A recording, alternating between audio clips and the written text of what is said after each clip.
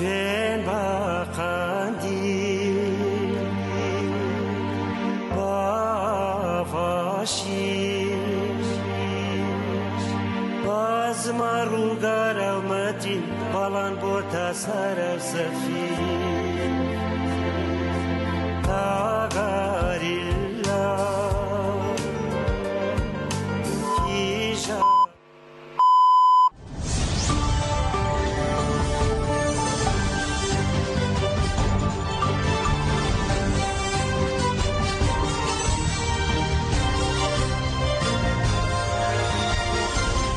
سڵاوتان لەبێ بەیانێتان باش بەڕێزان هەواڵەکانتان پێشکەشەکەین. مانگرتنی زیندانیان بۆ ئازادی ڕێبەرۆجەلان لە 134مین ڕۆژدا بەردەوامە. لە درێژەی کاروچالاکیەکان بۆ ئازادی جەستەی ڕێبەرۆجەلان مانگرتنی زیندانیانی سیاسی لە تورکیا باکووری کوردستان لە 134مین ڕۆژدا لە قۆناغی دومدا بەردەوامە. زیندانانی سیاسی لە زیندانەکانی باکووری کوردستان و تورکیا لە چوارچێ هەڵمەتی ئازادی بۆ ڕێبەرۆجەلان چارەسەری سیاسی بۆ دۆزی کورد مانگرتنیان لە خواردن دەست پێ کرد و چالاکیەکە لە ڕۆژی 134مین ڕۆژدا بەردەوامە. مانگرتن لە خواردن لە 27 تشرینی دومی ساڵی ڕابردوو وەکو بەشێک لە هەڵمەتی ئازادی بۆ ڕێبەرۆجەلان چارەسەری سیاسی بۆ دۆزی کوردەسی پێکردو و لە قۆناغی دومدا بەردەوامە. ڕۆژی 4 نیسان زیندانانی سیاسی دۆزی پەکەکە و پاژێک ڕایانگەاندووە چالاکیەکە پێیناوەتە خۆراغی دومە و مانگرتن لە خواردن کۆتایی پێهاتووە و بایکۆتی پەیوەندی تەلەفۆنی و ئەنجامدانی دیداریشیان کردووە. ئێشکگری دادپەروەری لە پێناوازادی جەستەی ڕێبەر عەبدوڵڵا ئۆجەلان لە ئێلح 66 ڕۆژە بەردەوامە وەڕای دەگەێنن دەرگای زیندانەکان بکەنەوە و کۆتایی بەستان بێنن. ئێشکگری دادپەروەری لە پێناوڕێخستنی ئەلحی پارتیە یاریەمە دیموکراتیەکان دەپپ لە باکووری کوردستان 66 ڕۆژە بەردەوامە. چالاکوانانی دەفگەری ژنانی ئازادی تژە بەڕێوەبەرانی دەپپ دەمپارتی و ڕێکخراوەمەدەنەکان بەشدار بوون لە ناو چالاکیەکەدا. هەوری ئاجار کە سوکاری زیندانیان ڕایانگەاندووە تا ئازادی ڕێبەر ئۆجەلان بەدینێ درێژە بە چالاکی دەدەن و دەڵێ دەرگایی زیندانەکان دەکەنەوە با کەس لەوێن نەمرێ دەست لە ستام هەڵگرن دادپەروەری پێک بێنن. هەوری ئاجار بانگوازی لە دایکان کردوگوتی پێویستە هەر دایکێک دژی بێمافی گۆشەگیری لە دەوری ئێمە کۆ ببێتەوە.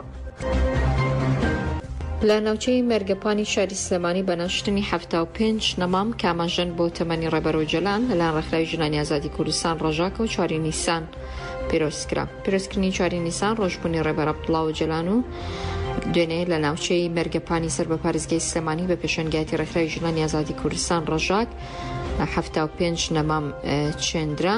بەشداروانی چالاکیەکە ئاماژیان بەوەدا ئەمانجیان لەم چالاکیە جگە لە پیرۆزکردنی ڕۆژبوونی ڕێبەر ئۆجەلان هاوکات پاراستنی ژینگەیە کە پرسێکی زۆر گرنگ و جەوهەریە لەلای ڕێبەر ئاپۆ هاوکات ژن و سروشت و ئاوێتە یەکن وە لە دید و فەلسەفەی ڕێبەر ئۆجەلان و دوو کۆڵەکەی سەرەکین بۆ پاراستنی مرۆڤایەتی لە دژی سیستەمی مۆدێرنیتەی دیموکراتی. هاوکات هەر لە باشووری کوردستان ئەنجومەنی گەلی مەخموور ئێوارەخوانێکی بەربانگی بۆ کەسایەتی سەرۆک عەشیرەت و لایەنە سیاسیەکانی ناوچەکانی مەخموور ڕایخست. کۆمیتەی خانەوادەی شەیدانی مەخموور بە ئامادەبوونی ئەندامان و لایەنە سیاسیەکان و ئەندامانی سەرۆک عەشیرەتەکان و کەسایەتیەکانی ناوچەکە هەر بە بۆنەی ڕۆژبوونی ڕێبەر ئۆجەلان و ئێوارەخوانێکی ڕێکخست و لە باکووری کوردستانیش لە ئیزمەر و ڕەحا بە هەمان شەو ڕۆژبوونی ڕێبەر ئۆجەلان پیرۆزکرا. تەفگاری ژنانی ئازاد تەژە و پارتیە یاریەمە دیموکراتیەکان دەپپ لە ناوچەی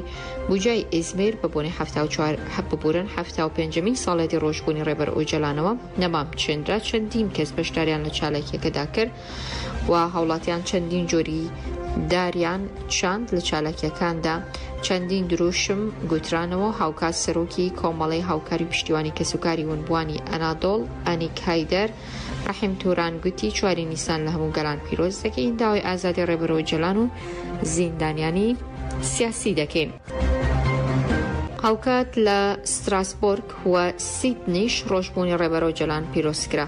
لە شاری ستراسبۆرگی فەڕەنسا بە بۆنەی 75مین ساڵی ڕۆژبوونی ڕێبەر ئۆجەلانەوە ئاهەنگێک سازکرا. چالاکیەکە لەلایەن دەست پێشخەری ژنانی زین ڕێکخرابوو لەو گۆڕەپانەی ئێشەگری ئازادی بۆ ئازادی جەستەی ڕێبەر ئۆجەلان 12 ساڵە بەڕێوە دەچێت. ئاهەنگەکە ئەنجام درا و هێلینا دەرسیم تشکی خستە سەر گۆشەگیری ئێمرالی و گوتی شکاندنی ئەم بێدەنگیە ئازادکردنی ڕێبەرمان ئەرکی سەرەکی هەموو کوردێکە. هاوکات لە سیدنی ئوسترالیاش لە ناوەندی جڤاکی کوردی دیموکراتی با هەنگێڕانێکی جەماوەری بە هەمان شێوڕۆژبوونی ڕێبەر ئۆجەلان پیرۆزکرا. بە بۆنەی 75مین ساڕۆژی لە دایبوونی ڕێبەر ئۆجەلانەوە پەرتووکەکان لە ناوەندی گەشتیارەکانی ئەسینە بە سەریۆنانەکاندا دابەشکرا و بە گەرمی پێشوازی لێکرا. بۆ پیرۆزکردنی 4 نیسان 75مین ساڕۆژی لە دایبوونی ڕێبەر ئۆجەلان 2 ڕۆژە پەرتووکەکانی لە ناوەندە گەشتیارەکانی ئەسینای پایتەختی یۆنان بە سەریۆنانەکاندا دابەش دەکرێت. لەو ستاندەی پەرتووکەکانی تێدا دانراون گۆشەگیری و سیستەمی ئەشکەنجە و قەرکردنی دەوڵەتی تورک شەرمەزار کراوە.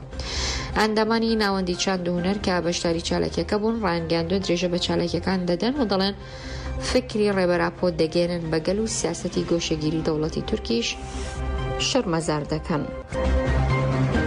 کۆمیسیۆنی باڵای سەربەخۆ هەڵبژاردنەکانی عێراق وڵاوی کردوتەوە ئامادەکاریەکانی لایەنەکان بۆ ئەنجامدانی هەڵبژاردنی پەرلەمانی هەرەمی کوردستان دەستی پێکردو و لەو چوارچێوەشدا ئەمڕۆ ژمارەی حەزب و پەیمانەکان بۆ هەڵبژاردنی پەرلەمانی هەرەمی کوردستان دیاری دەکرێت. کۆمیسیۆنی باڵای سەربەخۆ هەڵبژاردنەکانی عێراق لەبارەی ژمارەی و حەزب و پەیمانی و کاندیدە سەربەخوانەی کە بۆ هەڵبژاردنی پەرلەمانی هەرێم ناویان تۆمار کردووە لە ڕاگەیەنرایەکدا دەڵێ کە بڕیارە ئەمڕۆ ژمارەی حەزب و هاوپەیمانەکان بۆ هەڵبژاردنەکانی پەرلەمانی هەرێمی کوردستان دیاری بکرێت. ئاماژە بۆش کراوە 886 کەس خۆیان بۆ هەڵبژاردنی پەرلەمانی هەرێمی کوردستان کاندید کردووە کە 277 کاندیدیان ژنن 609 کاندیدی کەشیان پیاون.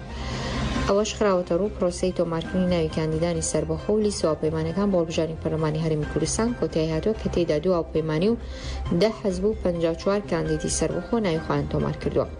بڕیارە لە 10 حوزەیرانی ئەم ساڵ بەسەر پەرشتی کۆمیسیۆنی باڵای سەربەخۆ هەڵبژاردنەکانی عێراق هەڵبژاردنی خولی شەشەمی پەرلەمانی هەرێمی کوردستان بەڕێوە بچێ بەپێ بڕیاری دادگای فیدرالی کورسی کۆتاکان نەماوە ژمارەی کورسیەکانی پەرلەمانی هەرێمیش بۆ 100 کورسی کەم کراوەتەوە.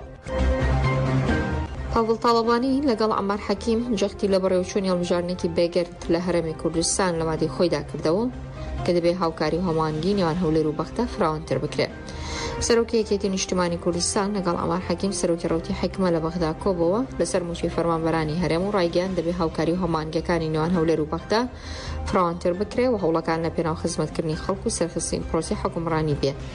بەپێی ڕاگەنراوی کۆبوونەوەکە پاڤڵ تاڵەبانی باسی لەوە کردووە کە دەبێت هەڵبژاردن یەکی بێگرد لە هەرێمی کوردستاندا بکرێت وادەی خۆیدا و دەڵێ دەبێت هەڵبژاردن بە شوێکی بێ کە گەشەکردنی هەرێمی کوردستان و وێستکردنی پایەکانی دموکراسی بە دوای خۆیدا بێنێت. تەورێکی دیکەی کۆبوونەوەکەش وەکو ڕاگەنراوەکە هاتووە تایبەت بووە بە ڕەخساندنی زمینێکی لەبارتر بۆ بەردەوامیدانی گفتوگۆکەکانی نێوان لایەن و هێزە سیاسیەکان.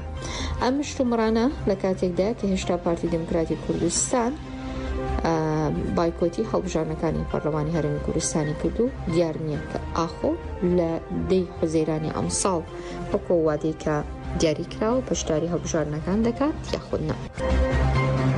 لە باکووری کوردستانیش هەڵبژاردنی شارەوانەکان لە چەند ناوچەیەکی کوردستان و تورکیا دووبارە دەکرێتەوە. دەستەی باڵای هەڵبژاردنەکانی تورکیا بڕیاریدا هەڵبژاردنی شارەوانەکان لە هەرێک لە شارچکەکانی حیلوان و سیڤەرکی سەر بە پارێزگای ڕوحا لە باکووری کوردستان و ئۆرگوپی تەفشهەیر و پنارباشی لە سنووری شاری قەیسەری تورکیا دووبارە بکرێتەوە. مەش لە کاتێکدا کە ئاکپارتی لەو ناوچانە تووشی شکستێکی گەورە بووە. دەستەی باڵای هەڵبژاردنەکانی تورکیا لەبارەی دووبارەکردنەوەی هەڵبژاردنی شارەوانەکان لەو ناوچانە لە ڕاگەیەنرایەکدا دەڵێ بۆ سەنگاندن و بڕیاردان لەسەر سکاڵاکان کە لەلایەن پارتە سیاسیەکان و دژی ئەنجامدانی هەڵبژاردن تۆمارکرابوون بۆ بووینێتەوە بڕیارمانداوە هەڵبژاردن لە هەرێک لە شارۆچکەکانی حیلوان و سیڤەرکی سەر بە پارێزگای ڕوحا لە باکووری کوردستان دووبارە بکرێتەوە. لە شارۆچکەی پێنارباشی سەر بە پارێزگای قەیسەری پارتی ئۆپۆزیسیۆن جەهەپە ناڕەزایەتی دەربڕیەوە بەرامبەر بە بڕیاری دووبارەکردنەوەی هەڵبژاردنەکان داواکارەکەی جەهەپە لەلایەن کۆمیسیۆنی باڵای هەڵبژاردنەکانی تورکیا ڕەت کرایەوە بەمەشسەر لەنێ هەڵبژاردن لەو شارۆچکەیە ئەنجام دەدرێت. دوای ئەوەی مەهەپە ناڕزایەتی بەرامبەر بە ئەنجامدانی هەڵبژاردن دەربڕیەوە بڕیارە لەسەر دووبارە ئەنجامدانەوەی هەڵبژاردنەکان لە شارۆچکەی ئۆرکوپی سەر بە پارێزگای تەفشەهیرش دراوە کە بەپێ ڕۆژمێری هەڵبژاردنەکان ڕۆژی 2 حوزەیرانی ئەم ساڵ هەڵبژاردن دووبارە دەکرێتەوە. لە سیوێکی ئاداری ئەم ساڵ هەڵبژاردنی شارەوانەکان لە باکووری کوردستان و تورکیا دەستی پێکرەوە و تەواوی دەنگەکان ژیاکراونەوە بە گوێرەی ئەنجامەکان جەهەپە پلە یەکەمی هەڵبژاردنەکانی گرتووە پێش ئاکپارتی پارتەکەی ئەردۆغان کەوتو و دوای 22 ساڵ ئەمە یەکەمین جارە ئەردۆغان و پارتەکەی تووشی شکستێکی لەو شێوەیە ببن. بەهۆی نقمبوونی بەلەمێک لە کەناراوەکانی مۆزەمبیق 91 کەس گیانیان لەدەستدا. دەسەڵاتدارانی ناوخۆی مۆزەمبیق ڕۆژ یەکشەممە ڕایانگەاندووە کە بەلەمێکی ماسی گرتن بۆ گواستنەوە بەکارهێنراوە لە کەناراوەکانی باکووری مۆزەمبیق نوقم بووە. لانی کەم 91 کەس گیانی لەدەستا. بەلەمەکە نزیکەی 130 کەسی هەڵگرتووە. جێمی نیتۆ وەزیری دەوڵەت بۆ پارێزگاری نامپڵە دەڵێ بەهۆی ئەوەی بەلەمەکە قەرەباڵغ بووە بۆ گواستنەوەی سەرنشین گونجاو نەبووە. نەقم بوو 91 کەس تێیدا